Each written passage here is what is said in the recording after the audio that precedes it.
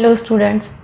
Last session में हमने जो है कॉजेस ऑफ डिसीज़ के कैसे कौन से फैक्टर्स हैं जिनकी वजह से डिसीज़ हो सकता है, ये सारे कॉजेस के बारे में देखा था। आज हम जो है स्प्रेड कैसे होता है डिसीज़, किसी इन्फेक्टेड पर्सन से डिसीज़ दूसरे पर्सन को, हेल्दी पर्सन को कैसे स्प्रेड हो सकता है, उसके मोड क्या है ट्रांसमिशन के, उनके बारे में डिटेल में देखेंगे। मीन्स ऑफ स्प्रेड देखने वाले हैं हम लोग आज। मोड जो होते हैं ट्रांसमिशन की, उसमें दो कैटेगरीज है। एक तो डायरेक्ट ट्रांसमिशन हो सकता है या इनडायरेक्टली ट्रांसमिशन हो सकता है। डायरेक्ट ट्रांसमिशन यानी आप जो इन्फेक्टेड पर्सन है या इन्फेक्टेड कोई एनिमल है उसके डायरेक्ट कांटेक्ट में आते हो तो वो डायरेक्ट ट्रांसमिशन होगा। इसमें है डायरेक्ट कांटेक्ट फर्स्ट, जैसे डिस्चार्ज होता है लीजन से। कुछ डिसीजेस ऐसे होते हैं जिसकी वजह से हमारी बॉडी पे लीजन्स आ जाते हैं, जैसे स्मॉल पॉक्स है। उसमें छोटे छोटे लीजन्स होंगे बॉडी पे, स्किन के ऊपर, उसमें से डिस्चार्ज बाहर आता है और वो इन्फेक्टिव होता है, उसमें माइक्रो ऑर्गेनिजम्स होते हैं और उसके कांटेक्ट में आप आओगे तो वो डिसीज़ किसी भी पर्सन को जो उसके कांटेक्ट में आएंगे उनको हो जाता है। डिस्चार्ज की वजह से डायरेक्ट कांटेक्ट में होता है। स्मॉल पॉक्स, चिकन पॉक्स, ये इसके एग्जांपल्स हैं। और इसमें कांटेक्ट में और एक टाइप है जिसमें सेक्सुअली ट्रांसमिटेड डिसीजेस आते हैं जो सेक्सुअल कांटेक्ट की वजह से ट्रांसफर हो सकते हैं, वो है एड्स, सिफिलिस, ये कुछ इसके एग्जांपल्स हैं। देन ड्रॉपलेट इन्फेक्शन, जब भी हम खांसते हैं या स्नीजिंग करते हैं तो उस टाइम पे कुछ छोटे छोटे ड्रॉपलेट्स सलाइवा के बनते हैं जिसमें माइक्रो ऑर्गेनिजम्स होते हैं और वो दूसरे को इन्फेक्ट करा सकते हैं। वो ड्रॉपलेट इन्फेक्शन, ये भी एक मोड है ट्रांसमिशन का, जिसमें कॉमन कोल्ड, न्यूमोनिया, ट्यूबरक्यूलोसिस, ये सारे इन्फेक्शंस ट्रांसमिट हो सकते हैं। देन एनिमल बाइट, आपको पता ही होगा, मोस्टली डॉग्स की बाइट की वजह से रेबीज होता है। अगर उस डॉग की बॉडी में रेबीज का वायरस है तो वो ट्रांसमिट हो जाता है। ये एनिमल बाइट भी एक आता है डायरेक्ट मोड ट्रांसमिशन का। Then contact with the soil में जो भी कुछ माइक्रो ऑर्गेनिजम्स होते हैं, वो सॉइल के कांटेक्ट की वजह से भी हमें डिसीजेस हो सकते हैं, जैसे क्लोस्ट्रीडियम टिटानी, ये टिटानस कॉज करने वाला माइक्रो ऑर्गेनिज्म है जो सॉइल से हमें टिटानस डिसीज करवा सकता है। ओके, नेक्स्ट है ट्रांसप्लासेंटल। ट्रांसप्लासेंटल नाम देख के आपको समझ में आ गया होगा, ये मदर से बेबीज को ट्रांसमिट होने वाली डिसीजेस है। इसमें एड्स है, जर्मन मीजल, सिफिलिस, ये कुछ डिसीजेस जो डायरेक्टली ट्रांसमिट होते हैं। ये कुछ था डायरेक्ट ट्रांसमिशन के बारे में। अभी इनडायरेक्टली भी ट्रांसमिट हो सकता है, भले ही आप उस पर्सन के डायरेक्ट कॉन्टैक्ट में नहीं आए हो फिर भी डिसीज हो सकता है।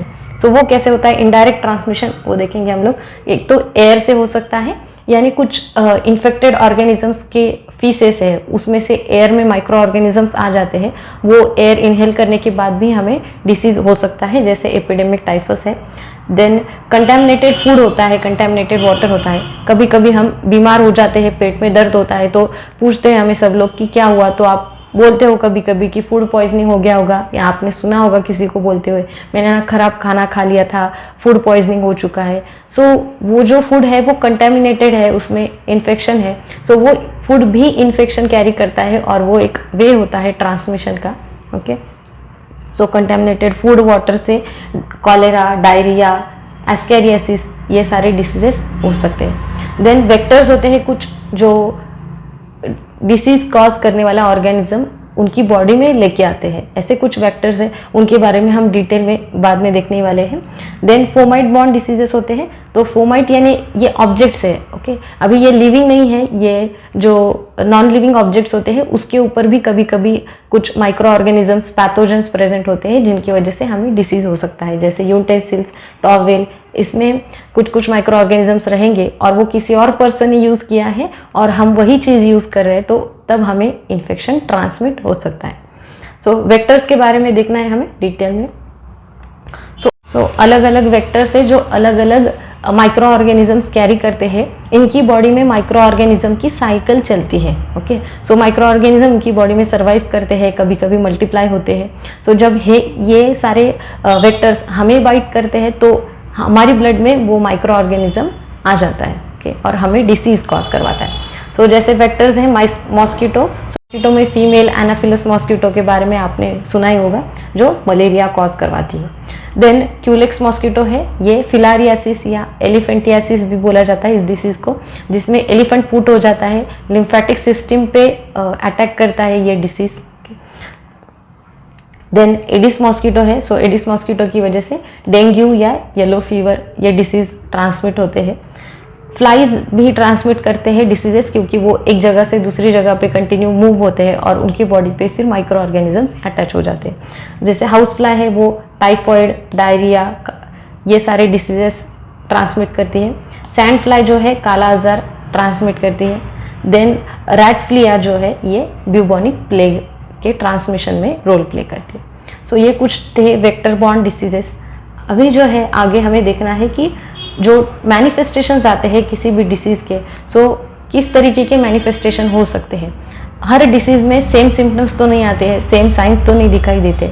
सो अलग अलग तरीके के मैनिफेस्टेशंस होते हैं, हमारी बॉडी में अलग अलग सिम्टम्स दिखाई देते हैं। सो वो किस पे डिपेंड होता है, क्या क्या फैक्टर्स उसमें होते हैं, वो सब कुछ हम आगे देखेंगे। सो जैसे डिसीज़ के वायरस की या बैक्टीरिया की या किसी भी माइक्रो ऑर्गेनिज्म की जहाँ से एंट्री होती है, वहाँ पे वो मोस्टली उसके इफेक्ट्स दिखाता है, उसके मैनिफेस्टेशन दिखाता है। जैसे कोई माइक्रो ऑर्गेनिज्म है ट्यूबरक्यूलोसिस का, उसका वे कौन सा है, वो नोज के इनहेलेशन के थ्रू आएगा, लंग्स में जाएगा, वहाँ पे वो उसके सिम्टम्स दिखाता है।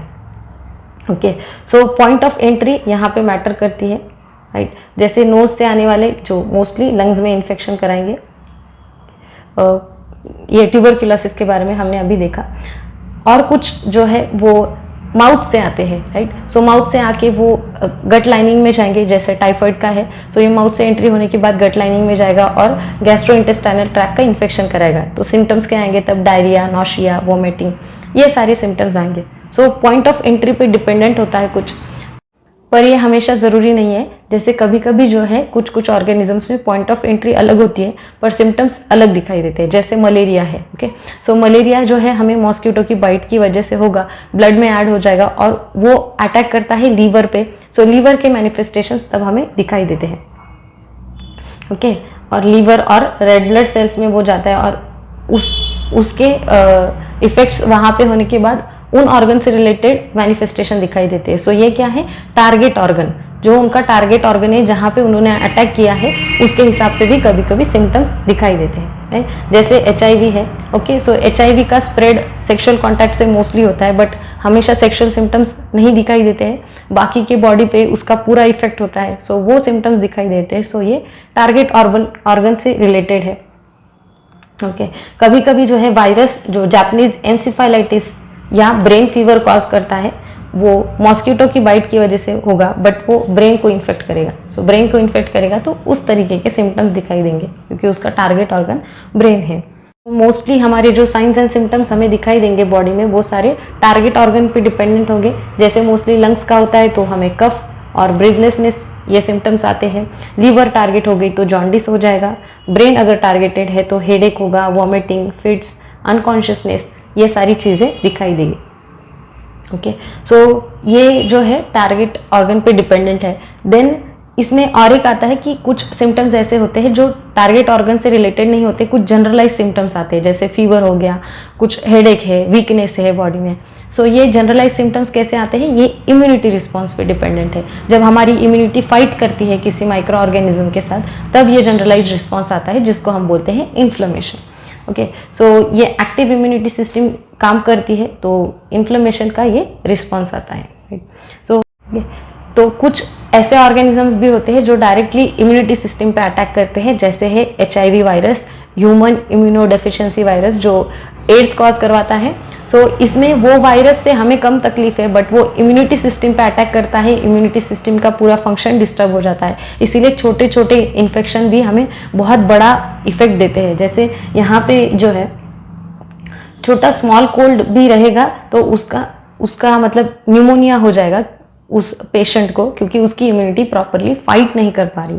देन छोटा स्टमक का इन्फेक्शन, माइनर गट इन्फेक्शन जो है, इसमें बड़े मेजर इफेक्ट्स आ जाएंगे, बहुत बड़े सिम्टम्स दिखाई देंगे, उसको डायरिया हो जाएगा, ब्लड लॉस हो जाएगा।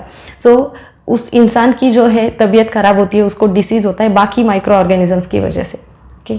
देन और ये भी इंपॉर्टेंट है कि माइक्रो ऑर्गेनिज्म का जो नंबर है हमारी बॉडी में, वो डिसाइड करता है कि कितनी सीवियरिटी होगी डिसीज़ की, कितने ज़्यादा सीवियर सिम्टम्स आएंगे। सो जितना ज़्यादा नंबर होगा उतनी सीवियरिटी होगी डिसीज़ की, उतनी ज़्यादा उस इंसान को तकलीफ होगी, ओके।